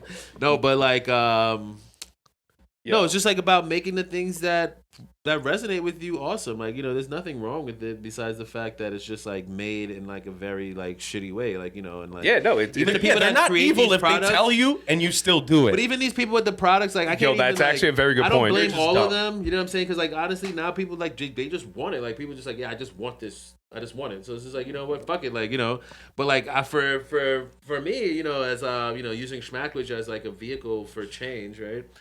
It's like, okay, yeah, it's all of these things that I do love as a fat kid. Yes, you know what I'm saying? Like I love my donut sticks and my honey buns. But like, there's nothing like a fresh cinnamon roll in comparison to like, or like a good like, chocolate cupcake that's not Hosters. You know what I'm saying? Like, And it's not that you donut holes don't that are want not it, from it's Dunkin' accessibility. Donuts. You know what I'm Food saying? deserts. Like we love it, you know what I'm saying? So like that's the whole idea. Like I really want to like just like revamp that whole culture and just make it really and make good. it better. You know what I'm saying? Bruh. Just make it really good. Like why not? Like, it's like honestly, it shows that instead of like when you like when you change diets, people do this a lot, right? You change your diet. It's actually better for your body for you to stick with like the quote unquote shitty diet that you're used to growing up with than to try to change it. You know what I'm saying? Like because it sets your whole system into like it's like Rough it's like adaptability. pumping the brakes on a train when it's going like 100 miles an hour. Like it kind of just like it shocks the system. Yeah, you and, need like, gradual do a lot resets. more work. That's what I'm saying. I was like, it Gradual shocks the change. system in that sense. Yeah, so what it is just like improving the quality of ingredients that's in your food. You know what I mean? Like maybe not eating as much. And you won't have to eat as much if you eat food with like, high nutrition. Yeah, that'll actually fulfill you the Yeah. correct way instead of the temporary like. More protein exactly. content than more protein content, better preservatives. vitamins. Well, like you ever know? like the concept of like people saying when you go to get Chinese food like that you'll be hungry in like 20 minutes anyway after eating and everything like that. Yeah. And I'm assuming that has something. Now, once again, I don't know the science behind it. I just know that it from time to time that'd be the case. No, Yeah, but then that if is you go true. if you go to like Kanji or you go to like somewhere, you go A to Kanji real- Village, you go to a real spot Yeah. where they're using, there's people in the kitchen like cooking the food for real. Yeah. You're not gonna have that same effect. You're gonna leave Kanji Village with a doggy bag and you're gonna be like, yo, I'm mad satisfied right now. You know what I mean? So it's You're like, 100% Szechuan correct. Express is actually the problem. It's not the food itself. It's Szechuan Express. yeah, it's like yes, Gotcha. exactly. You know what I'm saying? It's the Panda Express. It's just like the way that it's being made. Also, you think about it like anything. People make people- poison like the in people a don't good love way. it though. Yeah, that's what I'm saying. And The there's people some don't that love make what it they're bad. doing. Like that's a huge part of it. Like with us, like we love what we're doing. Like what I'm saying, every single like chopped cheese that we make, the secret ingredient really is just like genuine love. Like we're really enjoying it. Like like people are like, oh, kid, is there any way for us to make this faster? Sit it underneath the heat lamps, blah blah blah. We're like, nah, No. you have to wait for your sandwich. Kind of blasphemy talk You know is what I'm that. saying? You gotta have respect. to- You gotta respect yourself, whether you know that that's what we're doing for you or not. Take this time. And One of the people greatest see it. things I heard was 2 Chainz talking about like I don't care how busy I get. When I eat, I set time aside to sit down And eat. and enjoy it. Yeah. I am feeding my soul. I am respecting what I'm doing right And now. that's what it is. Like we want people to respect the process of feeding yourself. You know what I'm saying? Like when you sit there and you see us on the grill chopping the chopped cheese, like there's no way in your mind. It's like the Benihana effect. You can't say that this is nasty, bro. You can't be like, oh, it's not worth it. You see me there Yeah, working. you're seeing it happen. You know what I'm saying? I'm putting the burger down. I got to cut your bread fresh. I got to put it on the grill. I get the onions. I get the peppers. Like, I chop it up. I put the spice on it. Then we add the honey and we do everything is purposeful and like it's an action. So it's just like when you see it, you're like, all right, cool. It's worth it. You would not pay Benihana prices just for the food that you get on a plate. Well, Exactly. you're all getting into the, why people don't understand, I will make a joke, like maybe to illustrate the fact, like why do French people like to eat snails or escargot? Why? Because we don't like fast food. That's funny. Got it. Damn. So Which, if you've That ever was a eaten good at a one. McDonald's in France, God, that beautiful food. Oh yeah. Yeah, you could buy Someone hear a that. beer and a glass of wine there too. That I knew, but I'm talking about like, you do your nuggets look completely different? Yes, everything is different. Like you'll get. You're like, actually getting chicken you'll probably get in chicken, France. like, right- Yeah. and they're getting the ingredients again. And It's you know all what's about crazy? Ingredients. the that it's you use. it's also, but you know what's funny, and that's how you know we're getting shit food. They eat more than us. And when I go to France, my cousins used to always be like, you guys have like buckets of soda and French fries at McDonald's. I'm like, no, you guys still have the Maxi Best of menu. It's 2023. Yeah. Wait, what? Yeah, they can supersize meals. This magical thing you speak of? Way to go on. All right. Yeah, like there's like small, medium, large, and then they have Maxi Best of. Oh, I remember. I'm old enough to remember supersize. Okay, so that's why I'm sitting here like, what do you? You can these died out a while supersize ago. your meal in France. You get fucking cheddar, bacon, onion. The CBO over there is their hit. Like they And have supersize. larger Listen, I go to France. This is how dinner goes. We sit down. We have salad. Then we have our apps. And we have main courses. Some salad again. We stop. We have cheese plates with bread. I eat a whole half a baguette. Then we have ice cream. I lose weight while I'm on vacay in France. I eat like that all day long. Someone else told me about that I exact thing come about here. Italy. I eat once or twice a day. And I you blow up. No, what because it of is, though, is bloating. The shit that I'm eating. I don't eat Yeah. bread and cheese. I deflate. I don't lose weight.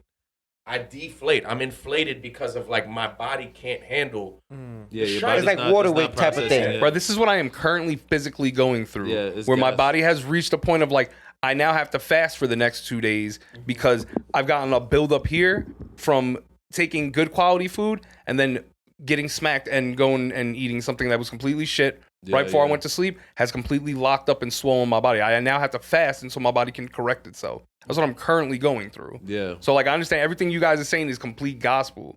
But the one thing that y'all both just said in a different way that hit me hard was we both acknowledged that there's a problem. It's here. This is the situation. This is what we're going to do about it. If more Exactly. people had that kind of idea instead of just acknowledging the problem, seeing that it's there with no kind of course of solution, like no kind of idea of how they're going to make the change, even if it's just with you and then it becomes a movement. But for somebody to really be like, this is what I'm going to do different and commit to it, Yeah. bro, we need more of that in the world. Yeah, the business plan has kind of changed. Like I think Mark Cuban is the one that said it. Like if you want to make it like find a demand and then fill it with a product, it's kind of like the same now Yeah. where we're at with it, where it's like find a problem. And Fill But it that's with the fiction. that's the Yeah. and that's beautiful that's thinking. well, that's like the manifesto, I guess, of like starting a business. Like you find your market, but then you find where the problem is and you solve that problem. But I do think that a lot of people who, and this especially as of late, because the one thing that is kind of a theme is either for the pandemic, it either made you or broke you. Because there's a lot of people who came out completely ruined. But then there's a lot of people who found their innovation and their stride and figured their way through it. And those Facts. people were always half unplugged, so to say, from the matrix. And with that also Yeah. being said, though, Fact. out the of people that depended on the system, Yeah, that when needed- the system yeah. crumbled. you jammed up. That's it. 100%. Yeah. Yeah. But with also that being said, out of those people who did succeed with coming out with some sort of a business, how many of them do you really feel have a long-term mission? Like a passion that transcends the financial aspect? Honestly, Can't speak to it, but I was gonna say it is very important that one thing that I said earlier, and that's why I mentioned it. We sat there for months and decided we will be successful. Not if. We will be successful. How are we gonna handle that growth? How are we gonna move and stay true to ourselves? We have seen a lot of people like be stuck with this success and they never thought And it they was sell out. coming or how they were gonna deal with it, etc. Yeah. I think that a lot of people have like, like the real ones that came out of the pandemic definitely did something and are doing something and like are continuing with it. And then there are some people that just like, okay, how can we just like make some quick money? That's what I'm saying. Yeah, there's the people who came with the quick that. hustle out of it, where you guys came with an entire movement. And once again, you're both passionate about it, bro. As far as educating just your fellow common man, bro, like you said, I'm not looking to do things. I'm looking to start here and expand. Exactly. That's a mentality I've always had, and anyone with a business model or just that kind of ego for home importance and growth of their community has always been huge with me. So hearing this, like, bro, this is what we need more of. We need more dreamers. We need to stop people succeeding. Think people, as a culture, I feel like we've stopped dreaming to a certain extent. You have goals and things you'd like to achieve, but they're not really your own. They're just a shortcut to whether it's the fame, the finance. When you have something that you can actually make a passion and just thrive, like you said, the chopped cheese is just a vehicle. Right. Like, there's so much more which is ill, because kind of at this point, unlimited potential, which brings me to my next. If you had to switch off on the chopped cheese and go with some other big thing, what would you guys have? A different sandwich? Or different product in general. Or a different product in general. Just because you guys spoke about food, and honestly, I feel like y'all got to go into the bag of like secret recipes involving Like, I different think I need things. some wings from y'all or something like that. We've had the wings. Ooh, we did the whiskey. We've wings. had the wings? whiskey Japanese wings. Suntory whiskey wings. Here you go, using them words that I just know. I know they're good because I see the smile, but that's what I'm like, I have no clue what any of that means. No, but listen, I had a transformative moment that like set all of this forward for me. When I was a kid, I was working at a place called Pardon My French in the Lower East Side. Shout out to POF. PMF, shout out Anton, Valentine, family. You definitely got to check them out if you want to receive a warm welcome and intro to French cuisine.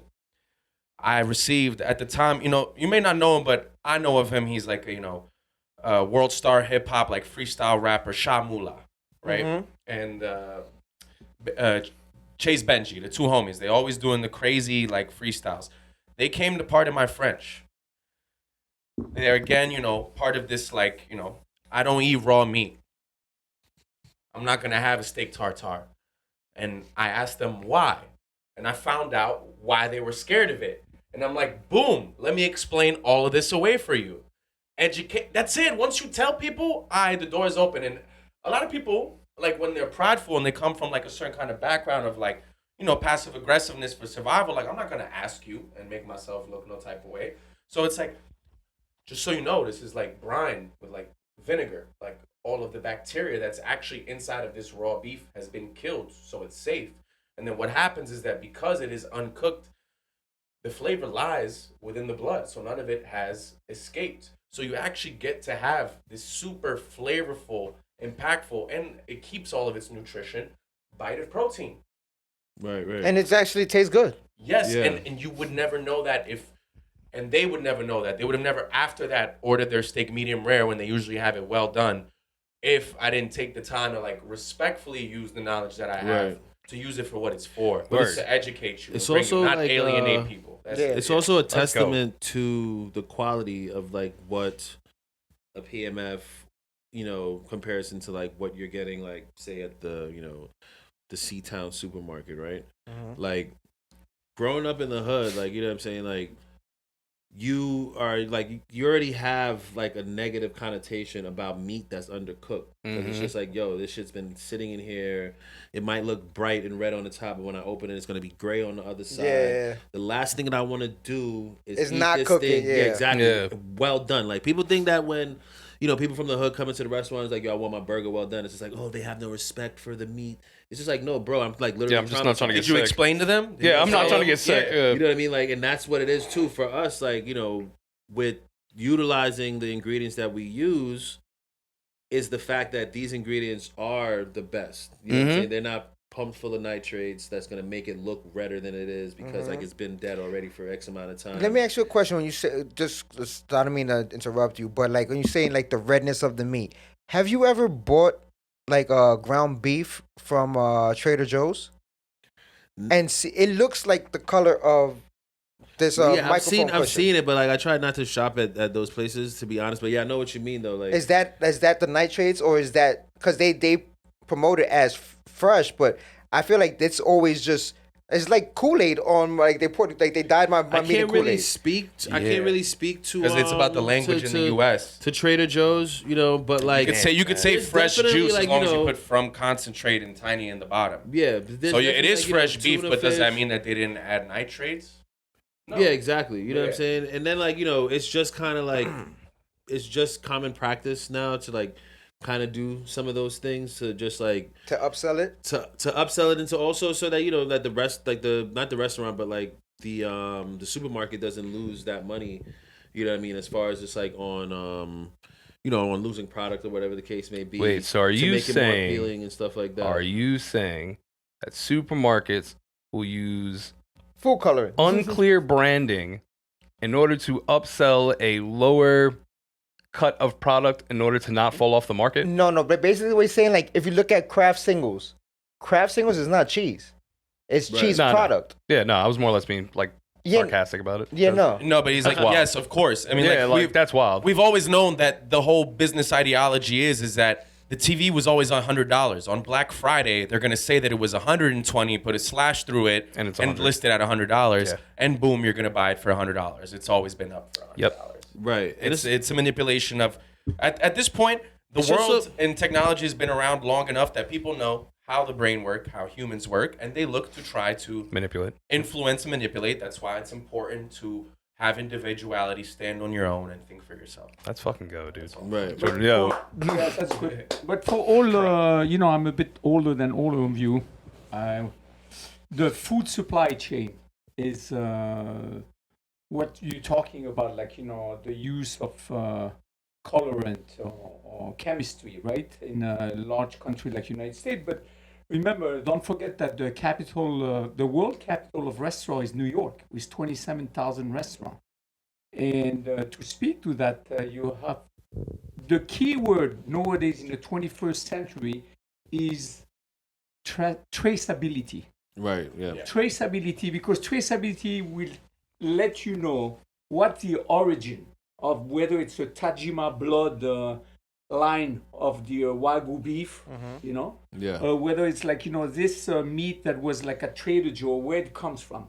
It's been passed already the USDA inspection. That's why it's very big to protect us, the health department. But all the rest is open to. The only way that you'll find everything is like the more traceable a product is, the better it is. That's why it's good that the Shmackwich has a traceability ingredients in it. That's Right. what makes the Yeah. difference. I definitely want to know that I don't think that supermarkets, I'm sorry to say, or anybody are being nefarious. The information is there. You should want it. That's all.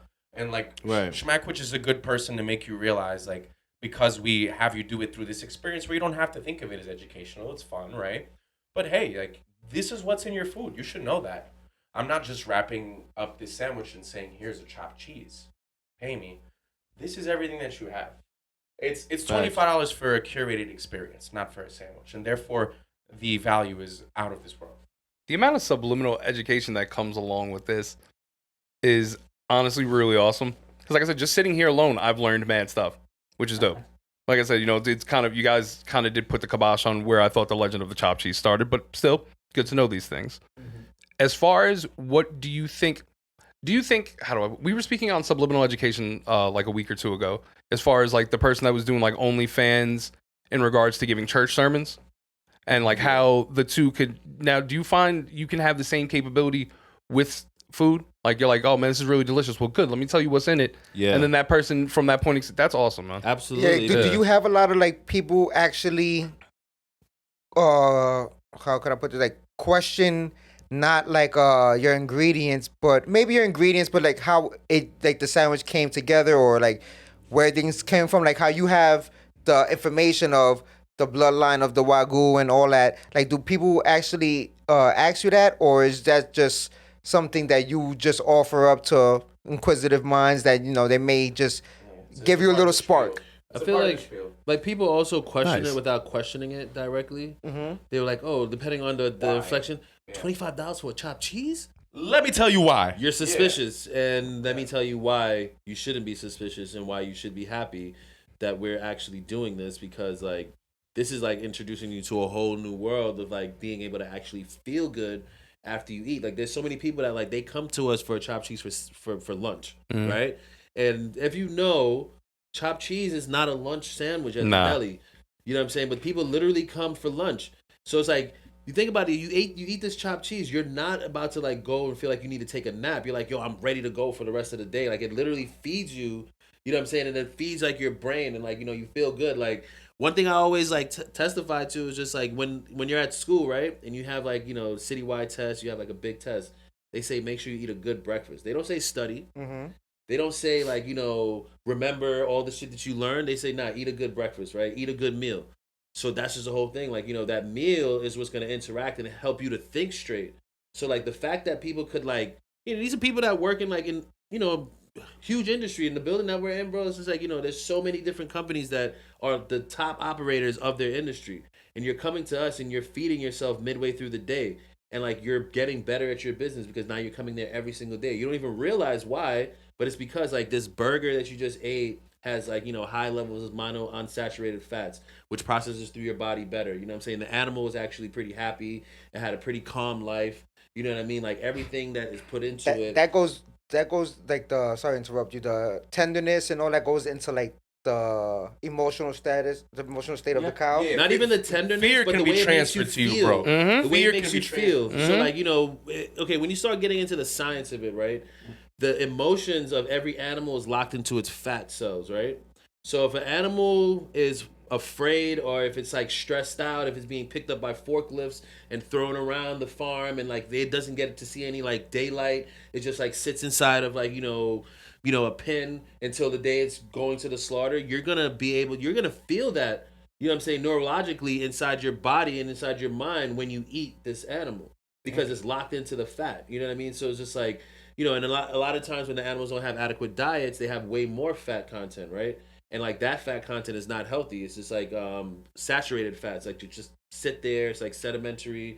It's like whatever this animal is going through, whatever diet that it's had, whatever psychological like, you know, journey that this animal has. Because like we think about it, like animals are things too, right? They have emotions. They feel shit. Like, you know, and now we're eating them. So you think about it, that transfers into us. Yeah, So emotional it's like transference. Yeah, that's exactly. yeah. So now you think about very it, you old have- knowledge down Yeah. to like, you know, Native Americans and like respecting your food and what Exactly. you're having and using every single part of Right. the animal. Like Like that's why you have like, Like, how halal did we butchers and they fall pray from over that? it and like, you know, you have like, you know, the kosher, you know, the Yeah, kosher, same thing. you know, and shit like can pray that. to it. Because like, you know, that's why even like you can break it down. That's why people pray over their food. You know what I'm saying? It's because like you're putting good vibes into the food before you eat it. You're thanking this animal for giving its life.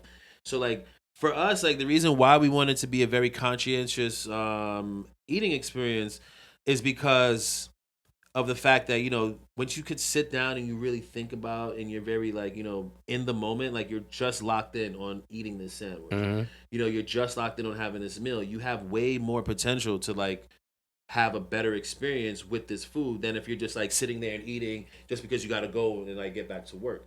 You know what I mean? But that's the beauty of this like fast food because it gives you that ability. But now if it's done with the right ingredients and with the right intent, yeah, you can have your sandwich a little bit faster than normal, but your body is still going to be able to process it because it's not like a huge load that you have to then process. Like the enzymes in the meat and in all the ingredients are already helping your body. The fact that we use like slow processed bread is because of the enzymes that are released during the fermentation process of the bread.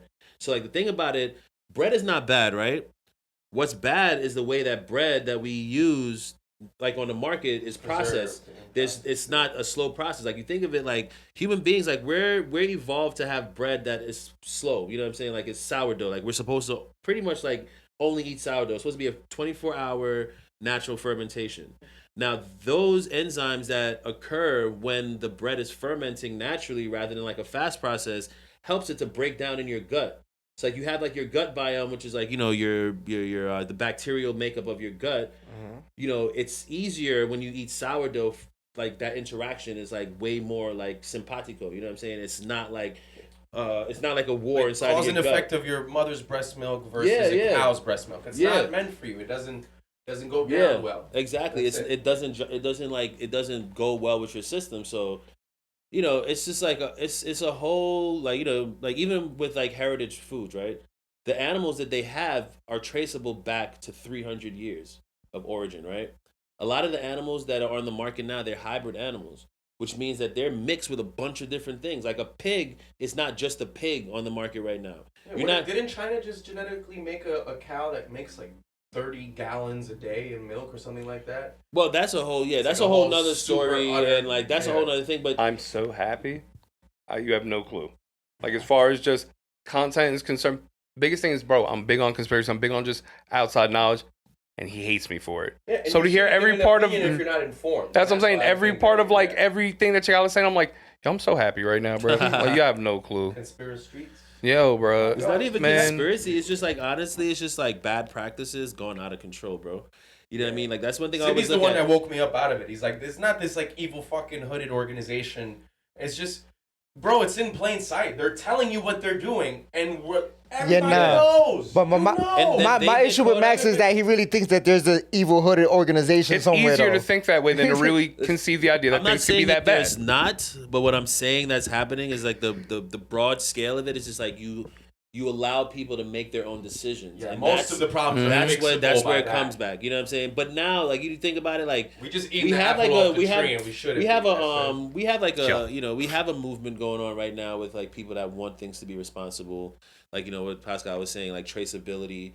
They're holding people's feet to the fire. Where it's just like, no, you have to be doing the right thing, or we're not going to patronize you. We're not going to come to your store. We're not going to go to your restaurant. We want better quality. Like we want, this is what we want. So it's just like a matter of like people putting a little bit more thought. Like the same thought that you put into curating your outfit, you should put into curating your meals for the day. I was gonna say it's funny. Education has been changing every sector of business. Yeah. So now people know more about food. So you can't just put together a French restaurant with French wines and say this is the best. It's from France. Right. People are aware of South African Stellenbosch. Why am I getting this $22 glass of Sancerre when South Africa's trying to enter the market with just as good a product at $8 a glass? Right. It's like, you need to care about food now. You're not going to make it in the food industry if you don't care about what you're putting on your plate and you're not thinking about the people that are And it's the responsibility of us, the people that are like benefiting from it, the benefactors, like the restaurateurs and like, if you want to come out and you want to do the most decadent, like, shit your pants, like macaroni and cheese, make sure that macaroni and cheese is the best. Make sure you're using great cheese. Make sure you're using good milk to make the bechamel. You're making good, you have like the best products that you possibly can. And that's synonymous with knowing what's better, not just buying what's most expensive. That's what I was going to say. Exactly. The fact that you keynoted education as far as what has allowed now for a more extensive look into the field. Now, once again, my son goes to culinary school. He wants to be a chef. He's a freshman right now. I'm not going to say this, but it's locals out here. So, like, everything y'all are saying, really, I am taking to heart as well for that reason. I mean, that's why I'm so lucky that how he had me come up. Sib has the benefit of being a chef and constantly being in and around that and being surrounded by it. I learned from, like, the School of Fire, how people learned in the fucking 1500s. Like, walk with me and watch and just learn. He brought me around all these different kinds of restaurateurs. Brought me around all these places in France, Italy. I mean, listen, me and Sib went to the best 3 Michelin star restaurant in the world. We did the chef's tasting menu with pairings. We didn't pay a single dollar. He invited us. It was on the house. Fantastic. But the best meal I've ever had in my life was in a small town in Italy with no restaurant that my father took me to meet a friend named Tiziano Grossi. And this lady who has a house, not a restaurant, we told her we're going to come eat for dinner. We're going to be 6 people. We went out all day to the beach. She spent all day going around, cultivating, grabbing her ingredients from where she needed, cooking for us all day. It was the best meal I've ever had in my life. Yep. To this day. My father's best meal in his life. Fucking spaghetti bolognese from a Japanese chef in Japan. Why? Because they are that thoughtful, conscientious, respectful of the entire process. That's what translated. Bro, food, everything is the same. Food, money, women, anything. If you lack effort, she will leave you. If you lack effort in your food, you will not get customers. If you lack effort in your craft, in basketball, You will not advance. You will not propel. You will not stay on top. You will be a Jeremy Lin. It's like, Damn. Shots fired. Bang, bang, bang. no, I'm